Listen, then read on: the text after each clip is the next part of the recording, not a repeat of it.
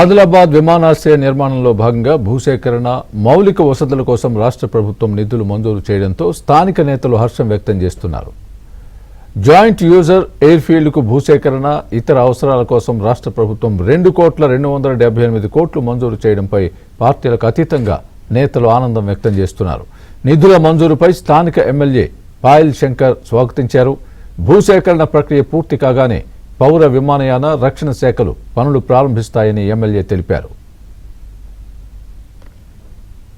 Airport మంజూరు తర్వాత ఈ పురోగతిని చూస్తే ఈ నిధులే కాకుండా మరో రక్షణ శాఖకు సంబంధించినటువంటి మరో 3,000 కోట్ల రూపాయలు ఆ ప్రాజెక్టుకు ఖర్చు పెట్టడం అంటే దాదాపు 5,500 కోట్ల రూపాయలతోని ఈరోజు ఆదిలాబాద్ జాయింట్ యూజర్ ఎయిర్పోర్ట్ రక్షణ శాఖ అదేవిధంగా airport authority of India AI ఇది జాయింట్ యూజర్ ఎయిర్పోర్టుగా ఈరోజు ఆదిలాబాద్ ఎయిర్పోర్టు ఒక గొప్ప మైలురాయిని ఈరోజు దాటింది.